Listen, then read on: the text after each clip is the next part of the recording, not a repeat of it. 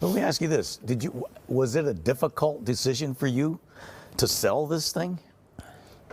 You know, people ask me that a lot, Donnie, about was it difficult to sell BET, and the answer is no. And the reason is because when I started BET, I had a partner who helped me start the business in terms of the money he put into it. John Malone? John Malone, president of, at that time, one of the largest cable companies in the country. And of course, you needed cable to carry your cable programming, and without it, you wouldn't get the audience. So John invested with me. Quick story. So John, he was on the board of the cable industry. I got a job working as a lobbyist for the cable industry. And I met him, and he said, Bob, if you ever have an idea, come talk to me. I said, sure. You know, I thought it was just a conversation. But when I thought about the idea of starting BET, and by the way, BET's as an idea was not so much so original, and you'll know this, but it was an extension of what black content was and how it was distributed. You know, radio, there was plenty of black radio stations. Oh, yeah. Right. And so black people got radio music, record music off of radio stations.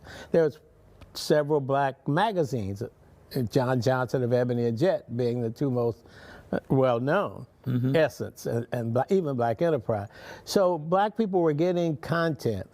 They just weren't getting it on a nationwide basis controlled by black folks. And that was what how BET differentiated itself from everything else. So when John Malone came to me and said, Bob, you got an idea, I was basically an extension of print, except it was video. An extension of radio station, but it was video. And so by putting all that together, made it happen. So I went to John, and the cable industry was growing into the big cities. He had cable systems, so he said, yeah, I'll back you. And I said, John, he said, Bob, how much would you need to start BET? And I said, John, I'm gonna need $500,000. This is back in 1980. Wow. $500,000. Which to me was all the money in the world. So, you know, I grew up in a small town in Freeport, Illinois, 9 or 10 kids. Town got 30 million people, 10% black. So you assume there are 3,000 black people in the whole town of Freeport. So I went in and I said, John, I need $500,000. He said, Bob, here's what I'm gonna do. I'm gonna buy 20% of your company for 180, and I'm gonna loan you the other 320. So that gives you your $500,000, your $500,000. And then he said, Bob, I'm gonna buy 20% and loan you 30 to give you the whole thing. And I'm gonna be 20% owner, and you're gonna be the 80% owner. Wow. I said, John, that's a deal. What John didn't know at the time, if he'd reversed the numbers and said, I'll be 80, you'll be 20, I said, John, that's a deal. So it's a true story. So I'm sitting there for we spent about 35 minutes talking about how I was going to do this and how his cable systems would carry the program. I said, John, I don't know anything about running a business. I'm serious. I went to public affairs school, international affairs school at Princeton and at the University of Illinois history. I didn't go to Wharton School or Harvard or any of the other business schools. Wow. Now, by this time I had the check. He wrote me the $500,000 check before asking this question. I said, John, I never run a business. What advice can you give me? He said, Bob, get your revenues up, keep your costs down. That's why you didn't get paid a lot. He said, thanks, John. Keep your costs down.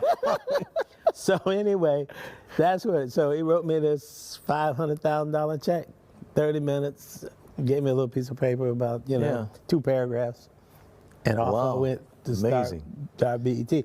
So getting to the point of why I didn't buy, because when John invested with me, he invested in me believing in me. So one day, because he kept putting money in until we broke even, and I asked him, I said, John, why didn't you kept putting money, put it in as debt. The debt got paid back over time.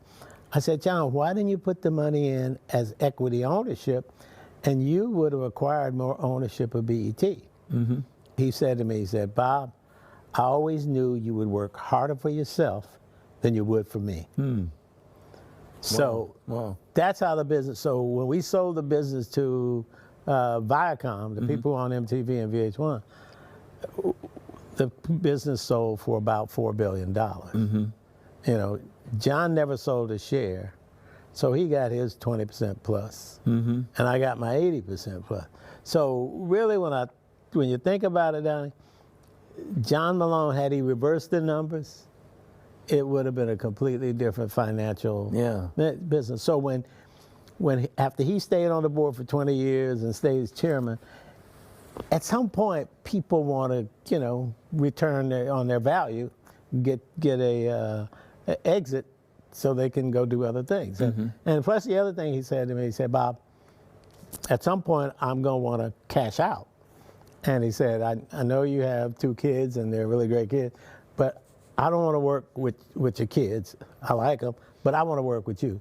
So whenever I got to leave, you got to make it so we leave where each one of us get the value that we created. And so I owed him that as an investor and basically the guy who put the first capital. I owed him to give him a maximum return. So that's why I felt I had to sell the business at the highest value because of my partnership with John Malone. And to this day, we're still friends and good relations. He's invested with me in other businesses as well. And the other is, I looked at BET from the start as a business, not a family heirloom that would be passed. I looked at it as a business. And even in terms of the black community, because a lot of folks in the black community gave me a lot of negative reaction because of BET. Mainly because of the videos. And not only the fact that we played a lot of videos, almost everything was videos, but also because we didn't delve into deep social, cultural, political programming. We just didn't do it.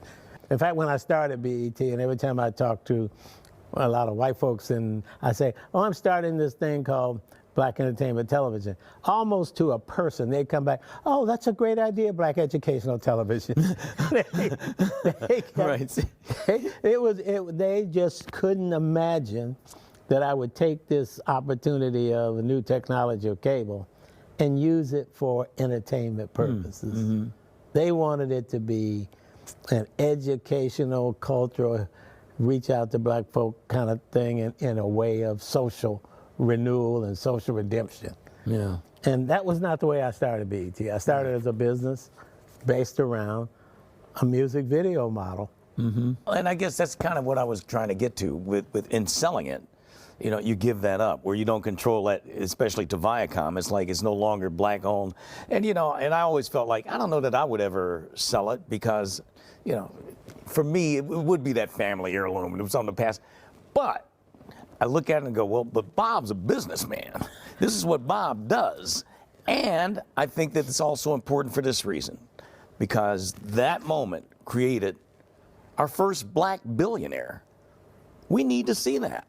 That's important too. So all that's the criticism that some people gave, you know, for selling it, you know, the other side of it is that this is something that's very important for us to see as a people. Yeah, well, you know, to me the criticism was not so much, I think to some extent, it wasn't so much a reflection on BET, the entity. It was an emotion about the fact that we were the only one of a kind. Had there been 3 or 4 BETs or versions of BET, like there's TV One and BET, I think the criticism would have been sort of broad brushed across all of us. How come you guys don't do this? How come you got? Well, we were the only game in town.